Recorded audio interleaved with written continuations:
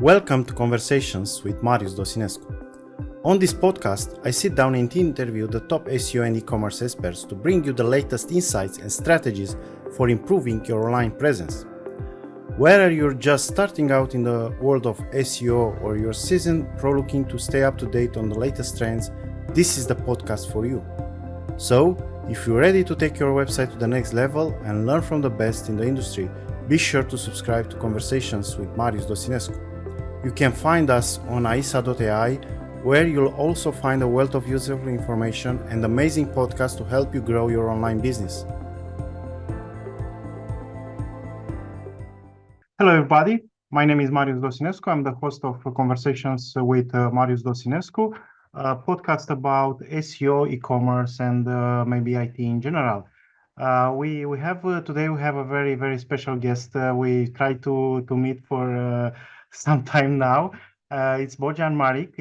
He's a co-founder of Workello. I hope I pronounce it correctly. Yeah, Workello, that's right. Workello, a pre-hire assessment platform that helps content teams filter through hundreds of writing candidates to identify and hire the top 1% with pre-hire writing tests. Very interesting. Tell us more about you and about and we'll go further after that to tell our audience what other responsibilities do you have. But for me, it's very important for you to explain who are you and what it's Workello. Yeah, I thank you for having me. Thank you for being so patient in scheduling all of this.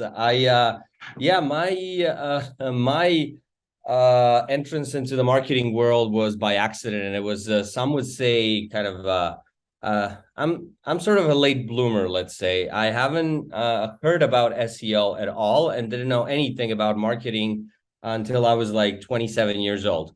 I was on this path that I envisioned for myself of working at the university as a teaching assistant, and knowing I'm from Belgrade, Serbia, actually, knowing which part of the Europe I'm from, you can imagine that that's not a very lucrative business to be into, but it was something that I really loved. Just wanting to earn some extra money on the side, I started freelance writing, and it was usually in the space of the things that I knew how to write about, which was culture and art and design and these things that I knew about when I was at the university. And started, I don't know, I think it was 2013, I started freelance writing. People who remember those times will know that Upwork was named Odesk back then. So yeah. That's how old. And soon enough, I started writing for just one single startup. And got to have enough work for them to create content. They were in the art and design space. And one day someone asked me if I wanted to become an editor, and I was sick of writing. So I said yes. And after a year or even less, the CEO of the startup asked me if I wanted to mess around with SEO or just like try to make it work. And I didn't know. I had no idea what I was doing. I didn't have a community back then, didn't know that was a thing. I did not have a brand online, any type of stuff like that. So I had to try different things, because every month and every quarter I had to show some types of results. And I guess I got lucky to be able to work, to be able to do SEO in-house with writers and with people who could help me out. I had a really good data team. And fast forward 1 year after becoming a content manager there, I grew that website to 500,000 visitors per month. And wow. It's just, that's impressive, actually. Wow. Yes, it's again, I think it was like 2016, and we were doing really well, but I decided that it was a time for a change in my life, and due to some personal self-discovery, and I decided to leave the startup and kind of focused a little bit of focused on agency work. I did a little bit of SEO consulting, nothing major, but I focused my agency on creating video content for startups. So I kind of stayed in that ecosystem of like people that I wanted to be, basically. Just working on the content and marketing strategies of people who are building their products. So your background is from copywriting. You moved to editor, Yeah, and after that you enter in the SEO part of the content, let's say. So basically, exactly. you don't have a technical background there. You are more. No. I was always self-taught. I did a little bit of experimentation when it comes to coding. That was always interesting to me. I did eventually become technical so that I could understand how to communicate with development members of my team, and then kind of continue to learn from them. I still do that today. It's exciting. I work on product development within Workello, so it's something that I really like. But yeah, most of my career was very content centric, and everything I tell you today is going to be about how to make better content, and then see how that content can serve you better. And just to fast forward to today, I guess that, I could have only landed in a place like content distribution. I could only work with people that are like my co-founders to build Workello, because they also know content and they also wanted to build products. So here we are, Yeah. doing that So all day, every day. because you mentioned you are also the director of SEO for content distribution. That's correct. That's the company that helps grow startups from seed stage to Series B in short time frame. So you have experience in SEO and digital marketing. That's amazing. So welcome. Yeah. We have a true expert in the field with a proven track Thank record. you. And now let's dig a little bit in the questions. You already answered the first Please. question that we had. Let's move forward. So, what is Workello, and what's the need that it's addressing this platform? So, as you mentioned, we have content distribution as a content agency that serves very ambitious brands. And when my co-founders started working with those brands and doing very big campaigns just before I was going to join, they realized there was this huge need of a pipeline of content creators, writers, that we needed in order to achieve these goals that we set out for ourselves or for our client projects. And all of them included a very big number of pages that needed to be published in order to succeed in an SEO campaign.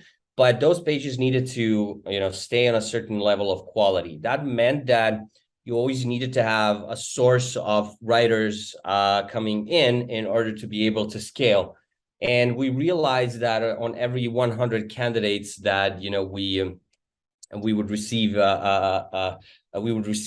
when we open a hiring cycle, we would hire 1 to 3 maybe. Wow. And we built this, that many stayed, and we built this, my co-founders built this very complex system with hiring managers and automations that helped us do that. And that was basically the rudimentary version of what Workello is today.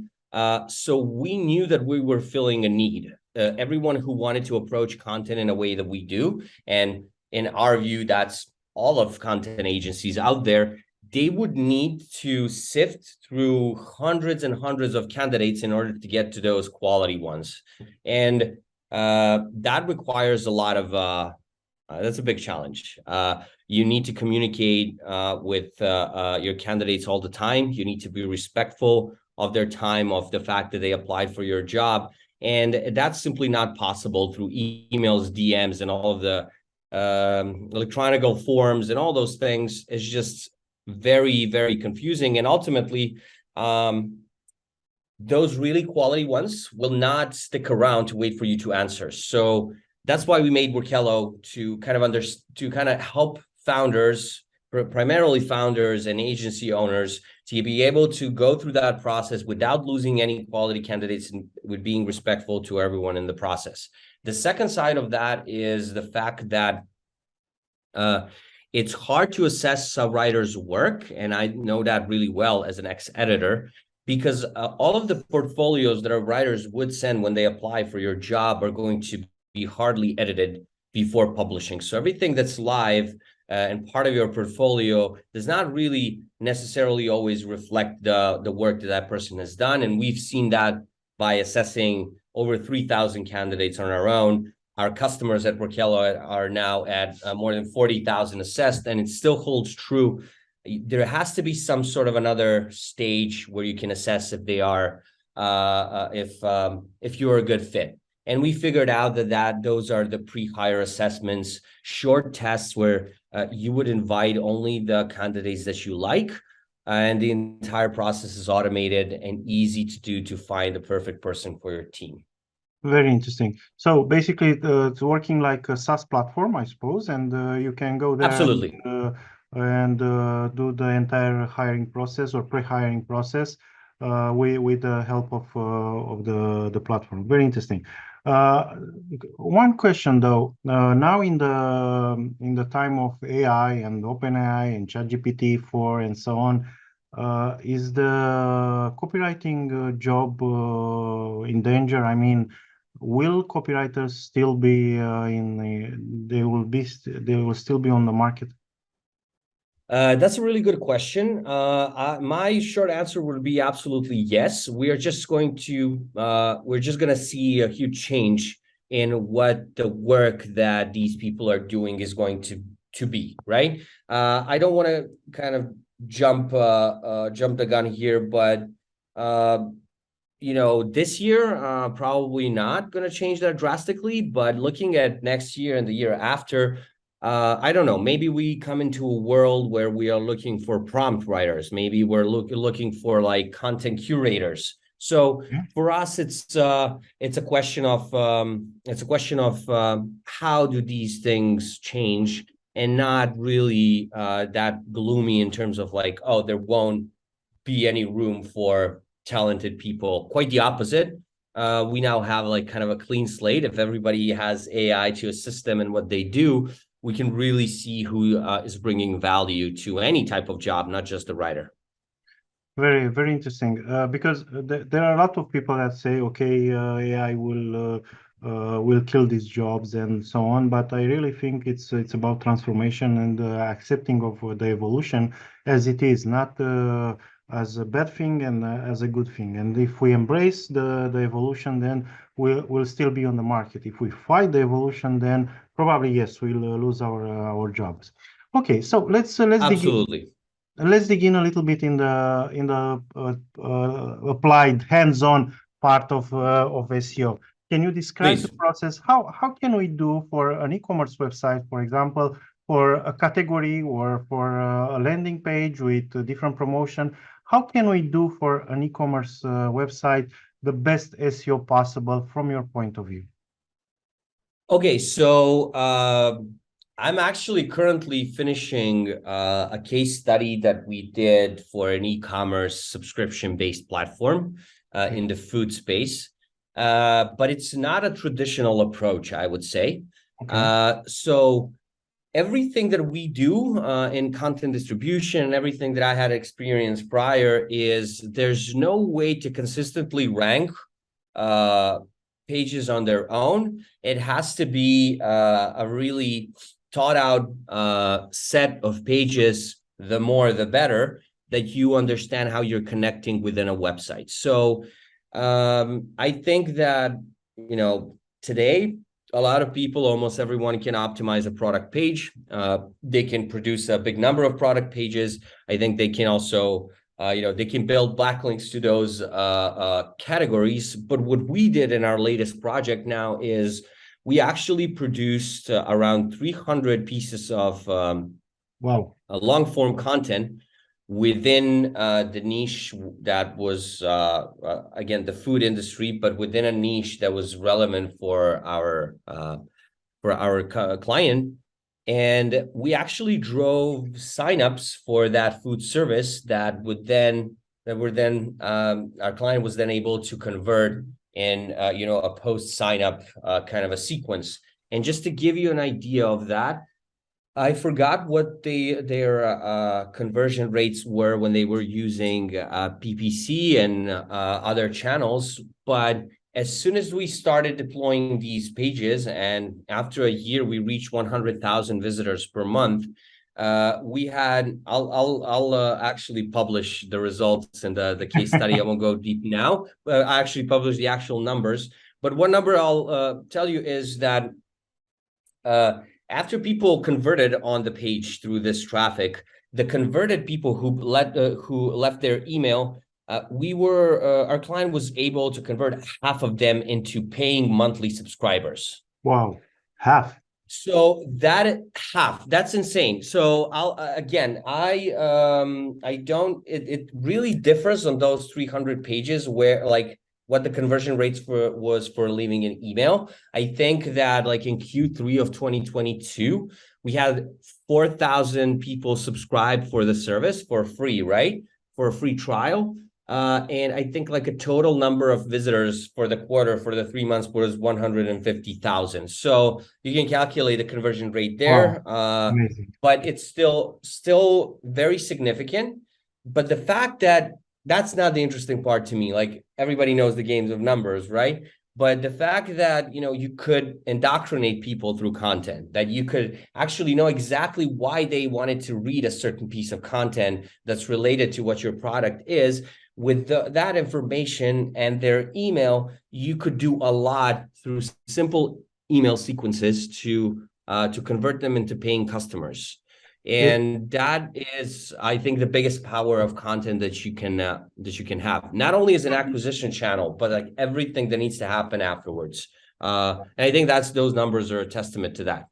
Okay, so basically you match the intent of the user, and that's why the conversion rate was very, very good.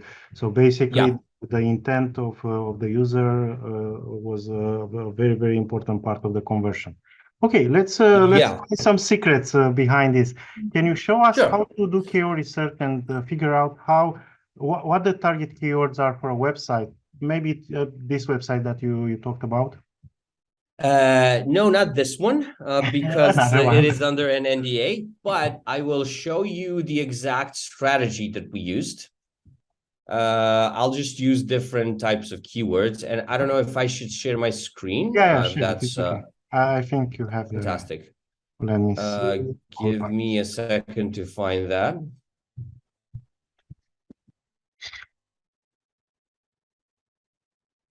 All right. All right, here we go. So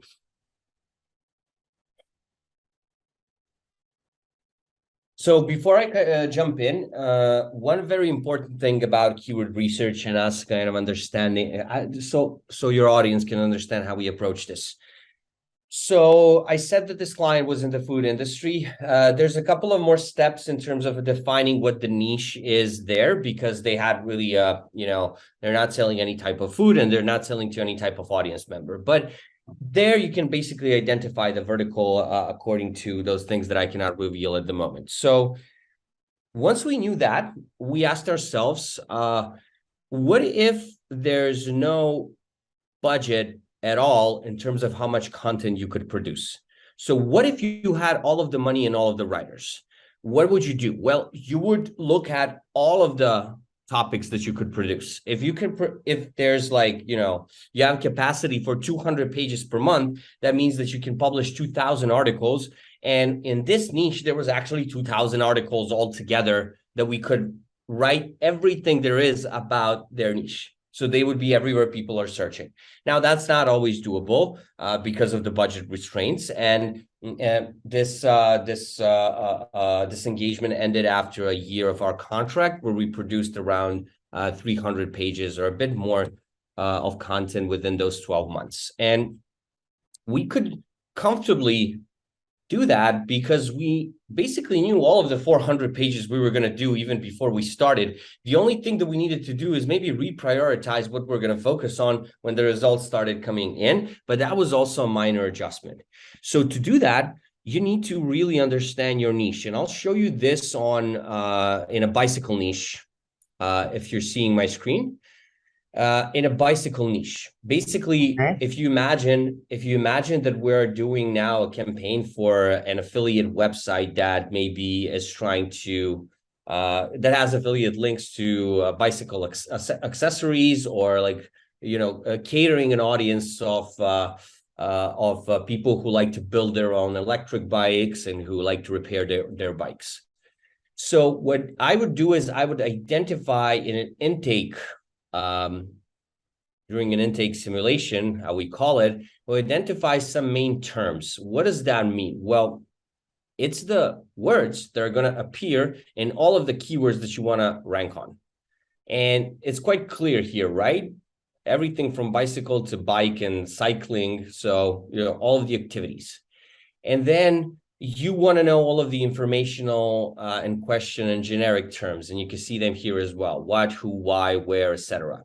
Transactional are clear. And then you kind of like start digging into the niche. And then one of the two important things for this website, we're catering to people who like, sports bikes, and for those who like to do DIY or do it yourself, building your own bicycle, right? So we did two more kind of like, it's like a glossary exercise, all of the words that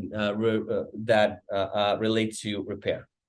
Once you do that, you basically use Ahrefs or SEMrush in our case, and you put in your main terms in the main section here in Ahrefs or SEMrush, and then you include the rest of the terms that you want to target, and that's how you'll get bike tire pump, bike repair, bicycle repair shop, etc., etc. Now, we know that we're not going to target bicycle repair shop because this is an affiliate website, remember, but we want to group all of those keywords just in case. We use our tool Cluster AI to do this. We were among the first a couple of years ago, but there's a bunch of other tools that you can try out now. What separates Cluster AI is we've used it on 10,000 pages and we have never failed. And then this is what you basically get. What you see on your screen is an opportunity analysis, and it has your main keyword in the first column and all of the variations that you need to use on page while writing your article in order to rank for this grouping of keywords. So that means that every row in this table is one article that you can write. However, now comes what you're doing here. What is it that's your goal? So for example,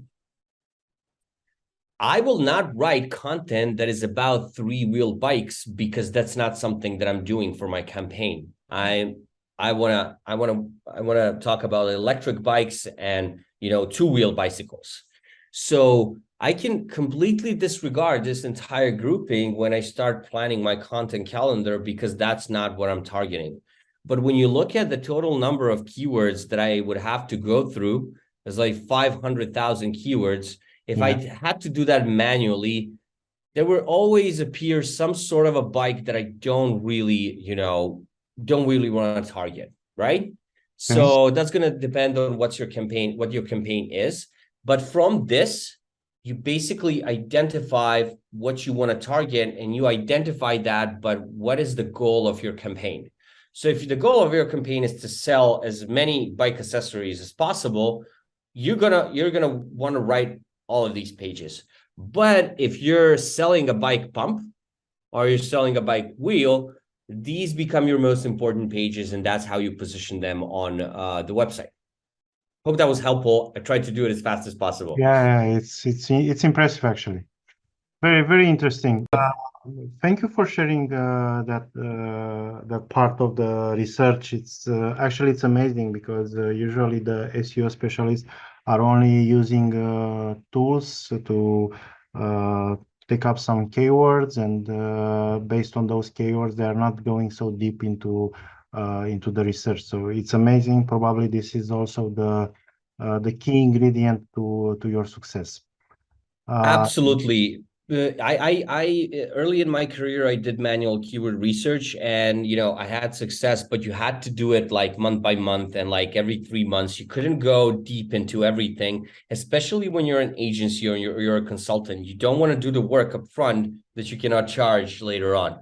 But with automating these groupings, you can do it upfront for yourself, just to understand how better to offer this service or how better to construct a content calendar. Yesterday, I was to an event related to SEO industry, and was a very interesting topic about semantic SEO. This part, there were different opinions regarding the length of an article. What's your idea on that? How big should an article be to rank? It's important. It's not important. I mean, especially for e-commerce industry. So the shortest you can write, that's the length that it should be. So if your competitors are ranking with 1,000 words, you should try to rank with 1,000 words. If they are, and it's not about the words themselves, it's about what you need to achieve with that real estate. So for example, if we're targeting one of these keywords that I mentioned here, how to repair an electric bike, there's going to be, I can guarantee you there's going to be articles on the first page of Google that some of them will have 4,000 words and others are going to have, 1,000. And they're somehow all on page one. That depends on other factors. Do they have more pages? Do they have a stronger brand? Do they have like a stronger backlink profile? And all of those factors that are right there. If you are someone who can successfully rank an article with 1,500 words, you shouldn't write 3,000. Okay. It's more expensive, right? So, and the example that I used from our case study, initially we wrote longer form content because those were those types of pages, and we needed to establish our kind of presence and kind of signal to Google that we know what we're talking about. And those pages, because it was in the food space, those articles were about like food ingredients, and some of them a little bit of scientific, and those were quite longer ones. But as soon as we got into this part of the content calendar where we would write about, this vegan and these habits and how should you follow this type of diet and something like that, we realized that we could provide value with much shorter articles, and that's exactly what we did. And we outrank a lot of other websites on page one that had much more words, because in the end, you need to serve the user. And with especially with the latest algo update, there's no need to have 500 words of introduction or fluff in order to have like these things that the user wouldn't want. Think about yourself. What do you want to do when you click on a result? You want to find what you're looking for right away. So we have our editing team has, and we provide this for our Workello customers as well, has a really good policy on how to edit and trim down articles. We delete everything in the article that's considered fluff. And last year we were in the kind of online gaming industry, not gambling, but online games, micro gaming. We outrank people who wrote much longer articles because we were very specific, because we served the answer right away. So that would be my answer, not to tell the infamous and obnoxious "it depends" answer to this. But yeah, we will always analyze the competition, and we will not invent this like medium number of words that should go there, but like what is the least that we can write in order to answer intent. Do you see any relation? I wanted to enter in the technical SEO part, but please. Do you see any relation between the content and the bounce rate and also click-through rate from Google? I mean, basically, you said some articles that even they use smaller length content, not so big content. They can rank better if you are using the right words, and also the content is right for the user. But basically, have you tested this theory? Do you see any correlation between bounce rate, click-through rate, and the content length and the quality of the content? So yes and no, and there's a discussion going in the community whether UX metrics are ranking factors. When I say they are, I don't mean that it says somewhere in a Google patent that they test that out necessarily, but it would be crazy for me for them not to like be able to access that kind of information. When you look at any other platform outside of Google, even Google's YouTube itself, the time spent on a video, the time how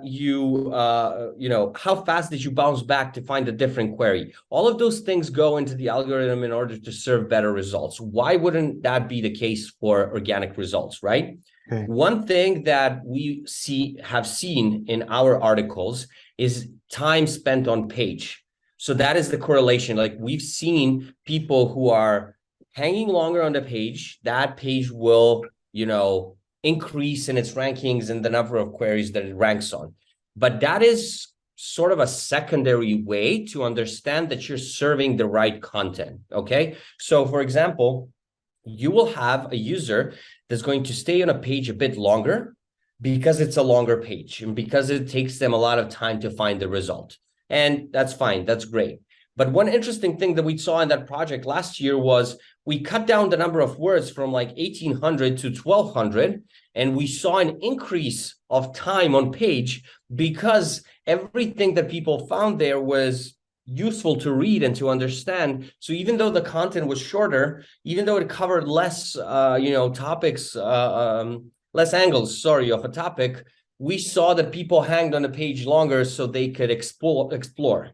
The second thing that we saw in our own data is when we do the things this way, we saw an increased number of clicking through the pages through website. And I'll give you an exact number, like where all of our successful pages, the user who entered from Google has seen at least 2 more pages. Okay. So we see 3 page views for every session. So that also means that we're doing something right in that content to incite them to move towards.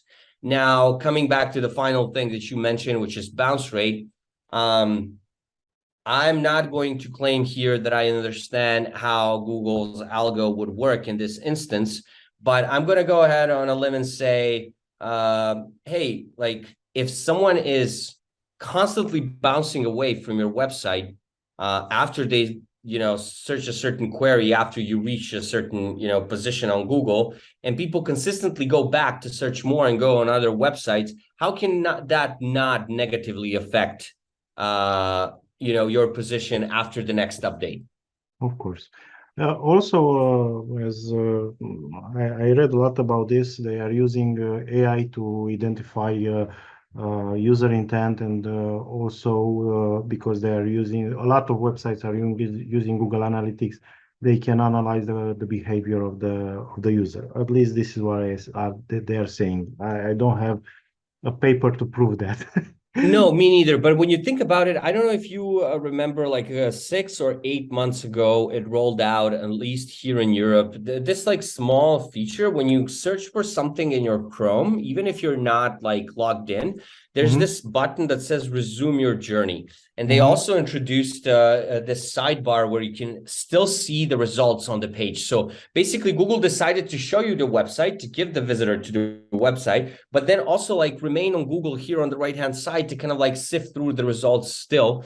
And when you think about how many users are actually on Chrome, it's weird to me that that type of information wouldn't be used to rank websites.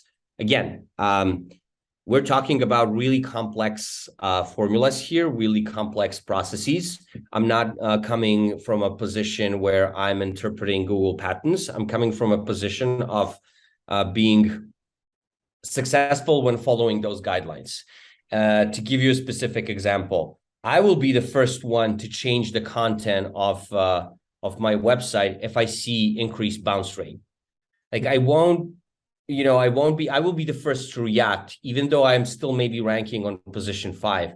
If I look and I see that less and less people that Google has drove to my site are spending less time and they're bouncing without going through another couple of pages, there's something wrong with that content. That's a signal for me to do something better and to see what else is being served that's better. That's a good advice and also a good practice. Okay, can you give us some examples of technical SEO problems, the most common you see in the websites that you are working on, and what are your recommendations related to that? Absolutely. So first things first, technical SEO has a much bigger leverage on a website that has more pages. And that's why we say you don't have to focus on that early on. The number one thing is you need to make sure that your website is crawlable and it's indexable. And you can see that very early on. So if Google is not indexing your pages, you need to start digging around why that is the case. And the first case is going to be, well, there is some sort of a technical difficulty to do that. And I know it's going to sound stupid, but you need to check if you're not allowing Google to crawl these pages, if you're using certain scripts that don't allow Google to read the content itself. And then finally, everything that you can do for on-page optimization to help Google process your pages more easily, not loaded with bad practices. So if that is in place, everything else in terms of technical SEO practices can be leveraged much more successfully for bigger websites. And my favorite thing to do, apart from publishing a lot of pages, is deleting a lot of pages. Okay. People who know me know that that's something that can bring the most value in short term, and that's something that I saw on a number of projects. So basically what you're saying to Google is, well, the other way around. If the Google is saying to you, these pages are not important, and if the users are saying these pages are not important, you really shouldn't have them there. And you really shouldn't, you should be able to kill your babies, right? It didn't work. You spent a certain amount of money, but it's never going to work if it's been like that. And I have a very easy kind of benchmark, which I just invented the number. Maybe it's going to depend differently on your website, but I look at all of the pages in Google Analytics in the last 12 months. Okay. And then I filter the pages that have less than 300 visits, unique visits. That's basically because the year has 350 days. That means that these are the pages that have been visited only once every day. So you need to look at those pages and you need to understand why they're performing so badly. And there's just going to be a couple of reasons. One is I've seen a lot of pages that get created automatically because of the CMS. So what you're doing now is you're just, spreading out that crawl budget into pages that are not important, right? Instead of allowing the crawler to just visit the pages that are the most important ones. The other reason is you created content that's really not successful and has nothing to do with what you're doing, what your business is about. And then the third could be, and these are very rare, when your system keeps creating certain suspicious pages. That could be the most, I've seen this only in news aggregators and websites that create more than 5 million, that have more than 5 million pages of content. Okay. If you can successfully prune those pages, i.e. delete them, there has never been a case that I didn't see an increase in traffic after removing pages that are not working really well. Okay, so basically related to technical problems, like a conclusion, you recommend them to look at Google to be able to crawl the website and to enter on the website. Yeah, as the most important one, and also to eliminate the bloatware, to eliminate the things that are just consuming resources without bringing value. Okay. Absolutely. That would be my top two for sure. That's great. That's a great advice. Now let's go a little bit further in the KPIs, the performance indicators that you are using. What are the most top three, let's say, because you can move on and on about this, but let's stick on three, the most important metrics that you have and you use in your activity. So let me tell you about our framework, and it's going to be super fast because it will cover multiple KPIs, and then we can kind of break them down. Give me 1 second. I'll just pull up my, all right. So when you are doing an SEO campaign, especially when you're there is an agency and there's a client who's interested in a return of investment, everybody in the SEO space will tell you that's not something that you can promise. There's no result that you can promise because there's a lot of factors where you don't get to influence them, even when you're doing campaigns like we do, where we control basically all of the process, right? So for us, it's more important to say, hey, this is what we're modeling, and hey, this is how we're going to report, especially at the beginning of the project. So here are like this, we operate in these like literally 6 or 7 questions. Number 1, did our team deliver all of the content, and did we deliver on all of the tasks that we were supposed to do? Right? And then if the answer is yes, that's great. The first stage is awesome. We like everybody's happy with the deliverables. Are those pages getting indexed? If the answer is yes, everything is great. If the answer is no, then we need to go back and look at what's happening and react. So before these 2, there's no KPIs. Now, number 3, we start looking into impressions closely. Are they increasing week over week? Consistent growth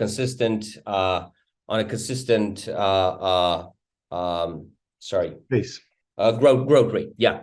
Okay. And then are these impressions growing week over week? If those answers are yes, and they've always been yes, we look at, are the number of queries that we're ranking for, is the number of queries increasing? So do you understand where I'm going here? Like yes. First 12 weeks, which is like 3 months, someone will tell you, hey, will I have 2,000 visitors at the end of 3 months? Well, I don't know, because I'm not clear on what your industry is and how it will act and what countries you're targeting and like, all of these things. But if I can see consistent growth in impressions and all pages are indexed, and then we can see multiple queries increasing, the number of queries. You will start with just 20 or 30 keywords that you're ranking on, but then you'll get to 700. Then you get to 1,000. We're still maybe in a place where you're not getting any clicks or any visitors, but there's clear indication that that will go up and to the right. The next thing to look at is, are the queries that we are ranking for, the keywords, increasing in positions? And especially, are those the main queries that I've shown you here? So if we decided to write certain topics for you, and this is the content calendar, if I cannot show you that the position is increasing, on a weekly level for their main keywords consistently, something is wrong with the campaign. And then we say, are we starting to see traffic growth? So as soon as we start getting clicks, we monitor their number and their growth rate. And then we ask ourselves, is this traffic increasing week over week? Finally, and that's the kind of last stage with traffic, we need to see, all of our campaigns will always see traffic increase every week.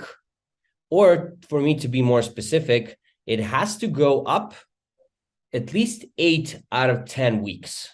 Which is almost like 3 months. If we see more than 2 weeks traffic going down, that means the campaign is off track and we need to do something. Okay. And then finally, we do the same thing, but with conversions. Okay. So none of this, now we're like in later stages of the campaign. There's a steady increase in traffic consistently.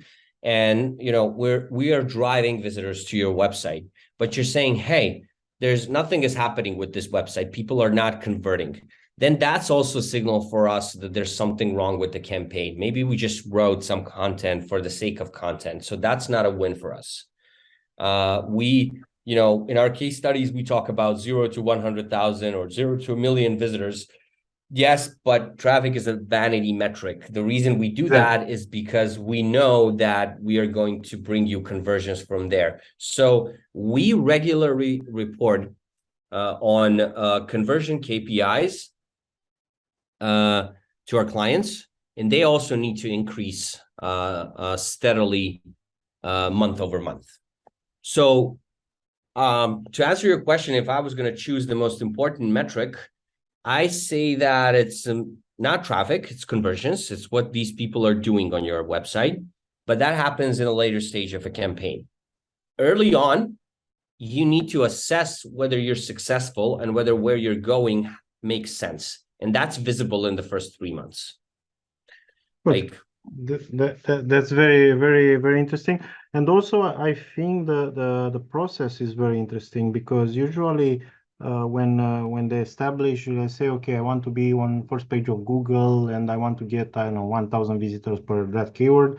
Not a lot of agencies are looking at the entire process. Like, okay, we need to have impression. After that, we need to see increase in queries, and after that, clicks, and after clicks, we need to see conversions. So basically, the ultimate goal is to have conversions and to have clients. For of course, this is the one. Absolutely. Nobody looks at this as an ongoing process and a step-by-step process. Well, we found it important because our clients didn't know anything about SEO, and a lot of clients of people who do SEO don't know a lot about it. They know what the results need to be. So for us, it's really important that this reporting is a partnership relationship. Like we are going to be the first ones to say, hey, this campaign is not going places where we want to go. But if every other week I can see improvements and I can show you that, hey, like it's probably going to take more time, but look, we made it from position 50 to, position 20. We're going in the right direction. That's nice. I really think this approach is very good, and I really recommend it. Actually, now in our tool, we are looking a lot on these vanity metrics like traffic, and we are about to implement the conversion rate metric, and also click-through rate and bounce rate and so on. But I always looked at this vanity metric. I think it's very important for the client to see also the ones that are converting into money. Okay. Absolutely. Another question that I have for you. Now we are going a little bit on the recommendations part. Do you have any books that you recommend for, I don't know, entrepreneurs, for SEO specialists, for content writers, whatever? Do you have any books that you recommend them? Ooh, that's a tricky one. I've the last 2 books I read, and I'll do one for SEO and one for just like entrepreneurship. The last book I read was a Product-Led SEO by Eli Schwartz. It's amazing. It's right there. There you go. I had him in my podcast. You have fantastic. We had him in an AMA in our group. I think he released an audio recording. So I actually listened to the book. I think it's for someone like me and for someone who approaches SEO in a way that's like more, more something that you do in-house and something that needs to be the most successful acquisition channel for you. Hopefully, I really enjoyed the way Eli frames everything. And then a couple of months ago, I reread Lost and Founder from Rand Fishkin, and it's a great thing to revisit. I think I read it a couple of years ago, but I just did it again most recently, and it's I don't know, it just hit the spot, so to speak. I felt better about everything that I was doing when I was able to see someone else's experience relate in that way. Thank you. Related to SEO industry, do you have any recommendations for the SEO specialists, like top 3 recommendations that you have, like not related especially to the work they're doing, like something that is more like advices to, like codes to keep in mind and things like, okay, please remember that, not okay, do the no index, be careful about no index or something like that. Just things that you recommend them to look at the SEO from your perspective. So absolutely. Thank you for asking. That's a great question. My number one thing is, and I know that there are people who want to work alone and who like being just singular consultants.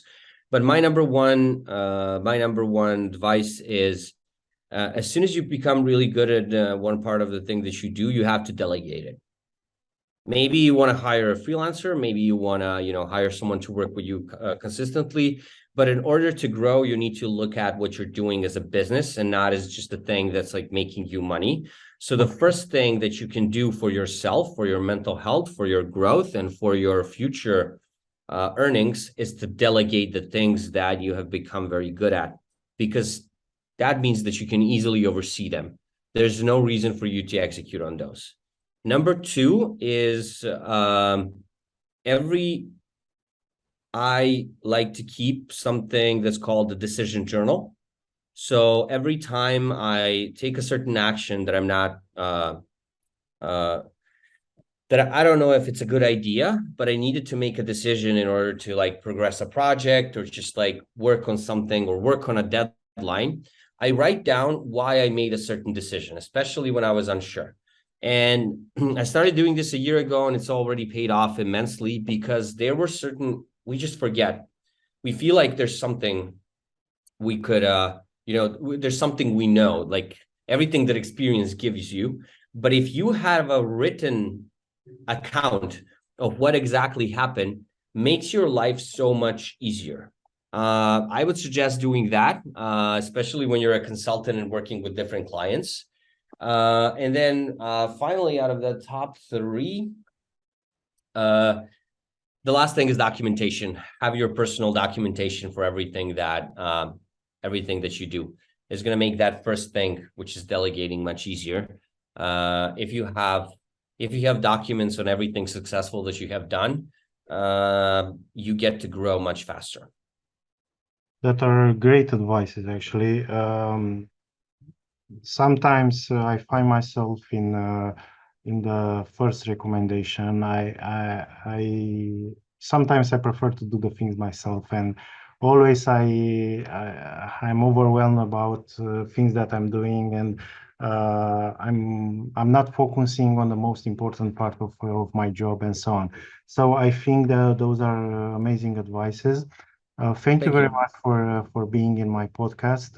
For sure, the listeners will be able to find very, very good informations. And also, if you'll be able to share it with your audience, that will be great. Absolutely. Just let me know when we are live, and I'll be happy to. Thank you very much for being here.